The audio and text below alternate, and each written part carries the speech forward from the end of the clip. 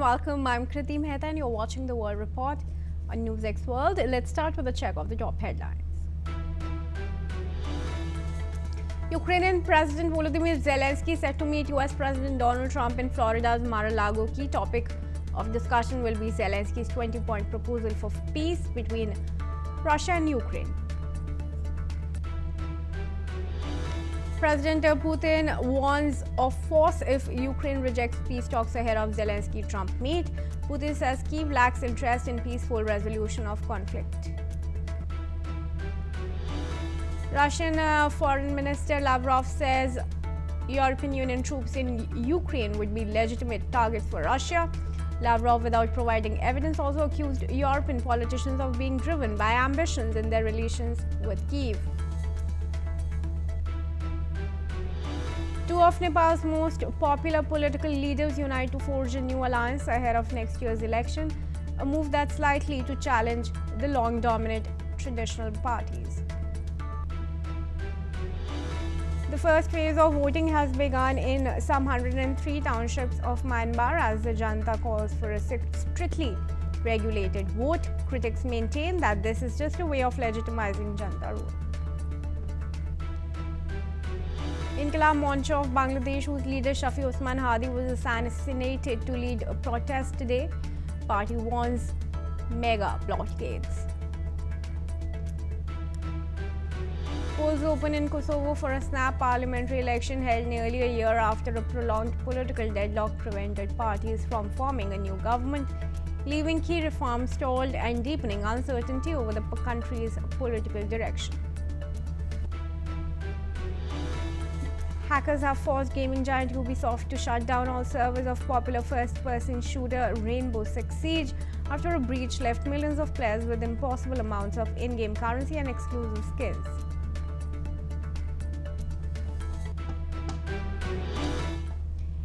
And viewers, Israeli Prime Minister Benjamin Netanyahu is headed to Florida this week for a short, focused visit. The highlight of the trip comes on 29th of December when Netanyahu will meet US Secretary of State Marco Rubio, followed by a key meeting with the US President Donald Trump at Mar-a-Lago. Officials say the discussions are expected to focus on US-Israel relations and regional security. Netanyahu will wrap up his Florida trip on January 1. Trump and Netanyahu last met in October last year at the Knesset in Jerusalem. The meeting marked a landmark moment in the Middle East, centered on US brokered ceasefire and hostage release deal during Trump's visit.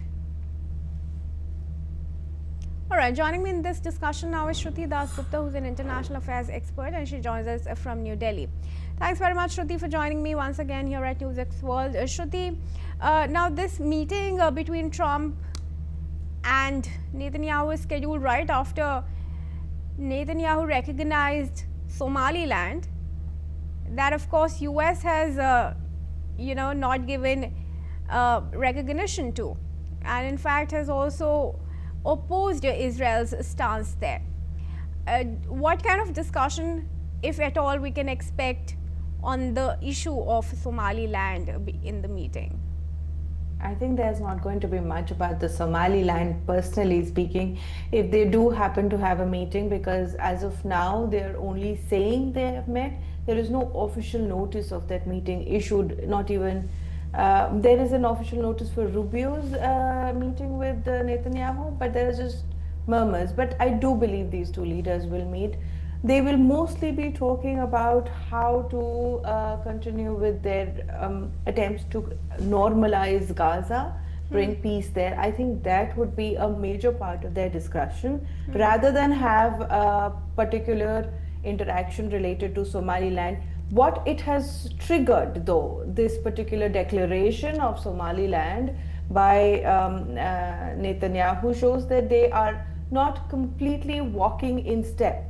USA and Israel are no longer talking exactly on the same points, and Israel might be willing to look at things differently. They'll not be completely in sync all the time, and they have noted that President Trump probably is not in as much favor of how Israel looks at the world than his predecessor probably. So, would you say this is the first real difference that has emerged in the recent times between the US and Israel, or there are any contentious points other than this that also remain? But I do believe there were others as well. While on the issue of Gaza, also we saw that there were issues. The war with Iran saw them disagreeing. Ultimately, I guess they pushed the lobbies that are in play. The forces that we do not understand as much would probably have pushed Trump to kind of send his bombers, B-2 bombers, and do the bombings of the nuclear sites. But while the war was happening, the conversation between USA and Israel was not very positive. So this was not their first disagreement, probably not their last as well, although before the elections they were showing a whole lot of bonhomie. And although the cause of Israel stays dear to Trump, he is probably not as much in step as Netanyahu wants him to be. Yeah, sure. And of course, the main contention remains the Gaza ceasefire. How do you think Trump pushing Netanyahu to move in that direction? Next steps have to be the disengagement, disarmament of Hamas, laying down arms, and them. I believe they've been asked to leave the region of Gaza as long as they agree to the peace terms. And well, that is not happening refuge. for sure. We don't see Gaza leaving anytime soon, especially when it's just about to elect a new leader, sometime soon to succeed Yahya Sinwar also. But what can Trump really do to push Netanyahu, to arrive at a ceasefire? Well, I think what his next steps would be to assimilate the international peacekeeping force, assign a leader of the Palestinian Authority of some way, an internationally recognized authority, with the other players also agreeing to what he says, to then push, once this authority is established, once the peacekeeping force is established, to then push to push IDF away from Gazan regions, to give away that regions, walk away militarily from that region. But the sticking point, again, as we've just discussed, is going to be whether Hamas lays down their arms or not. And that is something you and I both are very skeptical about. Yeah. And it's not something that they may change out their name. They may not surrender arms. They might just say that Hamas no longer exists. But the people that are Hamas are probably going to go underground. And this, unfortunately, is going to be the fate of Israel to again and again confront this particular form of terrorism, as we've seen since inception. Well, we'll watch out how that discussion goes on, Shruti, but for now, thank you very much for joining me here. And moving ahead, viewers, let's tell you that Iran is saying that it is showing maximum restraint and remains open to dialogue, despite what it calls continued provocations and pressure from the West. Speaking on the issue, officials said Tehran has responded to what they described as blackmail and provocation by reaffirming its commitment to political dialogue and peaceful solutions to long-standing disputes. The remarks come after 5 rounds of Iran-US nuclear talks in 2025, mediated by Oman, ended without progress. Negotiations were disrupted following Israel's military operation against Iran and US strikes on Iranian nuclear facilities. During and between the talks, US officials repeatedly said Washington is seeking not only limits on Iran's uranium enrichment, but also curbs on Tehran's broader military capabilities, including its missile program. Iran maintains that dialogue remains their preferred path, even as tensions with the US and its allies continue to escalate. And I request Shruti to join me back in the discussion here. Shruti, this is once again crucial, also against the backdrop of the recognition of Somaliland, where apparently the Israeli idea is to place the displaced Palestinians from West Bank. So that is contention, and also the fact that Hamas gets much of its support from Iran. How do you see that challenge being addressed? Well, Iran, what you just reported about Iran is also part of what they want to tell the world, that they were supposed to have their sunset sanctions, being like a set of sunset sanctions, part of the JCPOA, to be lifted in October, but snapbacks were issued by the E3, And so that has now they're still economically crippled. They're not part of the world's big trade market of trade. So that is something they want off. To get that particular thing off, they need to have US work with the other E3, the West, to kind of withdraw from their particular position. That is something that Iran is not seeing as of now. Now, displaced Gazans to Somaliland, Iran's perspective of it is not positive at all. They would not want something like that to happen, because their entire cause, as I have stated, right from even before the Islamic Revolution, has been to push against the existence of Israel in that Arab region, in the Gulf region. So while Husseini was talking about it in 1947, disagreeing with the entire agenda of the British to give away this particular piece of land. So this has been something that is core to Iran's ideology, that Gaza stays with Gazans, Hamas will not move out. So the recognition of Somaliland, or finding an alternate piece of land and then probably developing Gaza into a Florida-like state or destination, tourist destination, whatever these plans are that we keep hearing about on the rumor mill, would probably not go well with Iran. They do support Hamas, Houthis, as well as Hezbollah with arms and money, and we know this. This is their umbrella through which they try and control the conversations and narratives around the Gulf regions. This is not going to go down well with them, but right now they're pretty much crippled. They've borne the 12-day war. They've lost a lot of military heads. They have lost about 1,000 other people in the 12-day war. They are struggling with the sanctions that have snapped back in, and so they want first to get out of the sanctions zone. They want to first try and earn money back, be part of the normal economy, which is something which USA would be open to, but at the cost of what is something that we need to look at. And what about the question of the nuclear talks between the US and Iran? That, of course, has not seen any breakthrough so far until this year. No, they haven't. Yeah. No, they haven't. What has happened is that the IAEA have been given partial access to the non-damaged sites. So whatever were damaged during the war, those sites are still sealed off. We are still not sure of where the enriched uranium is. We are not sure of how much is their quantity, what is the level that Iran is able to snap back into after the months of wars. So their entire nuclear question mark remains the same. Although the Ayatollah himself has turned around and said that owning a nuclear weapon is against Islamic tenets, and that is not an ambition of Iran. But somehow the enrichment levels either allow them to produce for other nuclear powers, empower them behind the backs in the quiet, or have nuclear ambitions while denying them publicly in the name of religion. So either of these two questions still remain. Exactly what was happening, nobody really knows. The nuclear question is still very much active. All right then, thank you, Shruti, for joining me with your perspective here. And we move ahead now. Viewers, the US has boosted its military presence in the southern Caribbean, deploying additional troops and drones amid rising tension with Venezuela. The move is seen as part of a broader campaign to remove Venezuelan President Nicolas Maduro from power. While initially framed as a response to drug trafficking, meanwhile, the recent statements by US senior officials have confirmed the operation's true objective.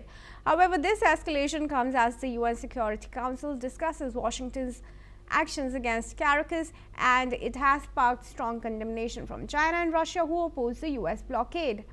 The situation has the potential to ignite wider geopolitical conflict. All right, viewers, joining me now in this discussion is Colin Chong-Yu-Keat. He's a foreign affairs and security and strategy analyst. Joins us from University Malaya, Kuala Lumpur. Thank you very much, Mr. Keat, for joining me in this discussion. What's your assessment of the latest reactions that are coming in from China and Russia? Well, it's a continuous pressure campaign, narrative building by, of course, China and Russia. and seeing how the move by Washington to secure greater power presence in this part of the world will also implicate the geopolitical interests of China in terms of security, in terms of also the sanctity of the supply chain resilience. We have seen how Venezuela and other parts of Latin America have been crucial for Beijing in terms of critical minerals, and this new blockade, so to say, will also have this profound implication for Beijing.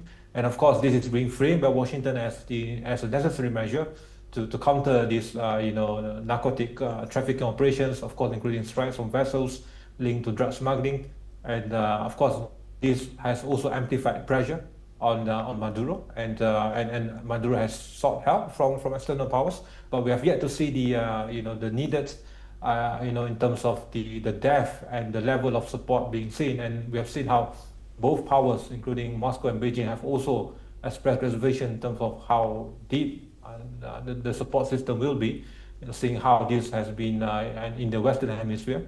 And there have also been some profound changes on the part of the military calculations of Washington, of the Pentagon. We have seen reports of how HACSF has also played with the idea of combining both the Southern and Northern Command in this part of the world, and to be combined as part of the AMERICOM of a unified command center. So this will also change the impact and the power equation in this region. But all in all, we have seen how this might also increase the risk of miscalculations, especially on the part of Maduro, in terms of how he will intend to give these kind of responses to a greater U.S. presence, especially in Venezuela. Collins, do you also see China, if not Russia, advancing militarily in the region if the U.S. continues its aggression, or do you think it will maintain a strategic restraint? For the next couple of months, or at least for the early part of next year, we might be able to see some kind of restraint responses by Beijing, knowing full well that this greater power presence in this region, so close to the U.S., will only mean that it will only invite greater counter responses by the U.S. And Beijing is cognizant of the fact that this can only be used on certain occasions as part of the pretext or some certain leverage capacities to send a strong message to the U.S. Also, to tie that up to the issue of Taiwan and the interest of China in East Asia. But I don't see the kind of deepened presence or this military presence, whether by Russia, whether by China in Latin America. There have been profound economic presence in terms of securing greater supply chain resilience, in terms of securing also the resources needed for China. But this has been countered effectively and brilliantly by Trump in terms of also focusing on this part of the world. And we can see that this move would then be met with meticulous and careful counter responses by Beijing, so as to avoid this prolonged or a deeper entanglement by Beijing in this area. All right, sure. Thanks, Colin, for your perspective there, but do continue to stay on with me, please. Viewers, moving ahead, let's also tell you that Guinea has voted in a presidential election expected to secure Mamady's 7-year mandate, consolidating his power after the 2021 coup. Doumbouya, the former Special Forces commander, faces 8 candidates in a race with little competition. Meanwhile, the election follows a controversial campaign marked by media restrictions, opposition suppression, and enforced disappearances, as highlighted by the UN. Doumbouya's government has been praised for its resource nationalism, particularly with the launch of the Simandou Iron Ore Mine. However, with high voter turnout, the election is widely seen as a step towards further entrenching military rule in Guinea, despite growing concerns over the fairness of the process. All right, joining me, I request Collins to join us back. Collins joins us back. Viewers, Collins, what's your view about the elections? Do you think Mamady Doumbouya really has any challenge in this poll? Well, yeah, questions have been raised on the sanctity and the integrity of the whole process. And we have seen, as you have stated, reports of restrictions on protests, media limits, broader repression, also raising concerns about this, the credibility of the entire process. But winning this election will also propel Doumbouya, in his transition as a coup leader to constitutional president. And this means that we have this kind of institutionalization process in terms of military influence over Guinea's politics. And this also is a symbolism of these similar patterns in parts of West and Central Africa, where coups have happened, and they have weakened opposition, and they have reshaped the whole normative governance in terms of the sanctity of the whole process. And we have also seen how this Doumbouya's government has also highlighted the notion of resource nationalism, where major projects are being used as the factor for gaining greater public support, and but also it comes also at the expense of the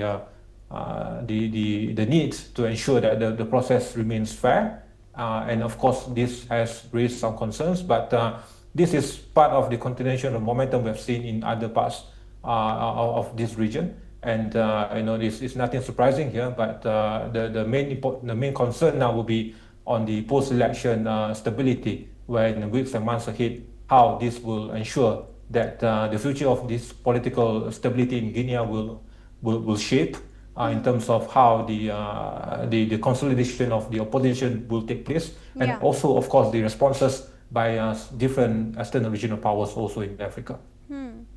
Well, like you said, the election seems rather lopsided. There's no real competition to Doumbouya.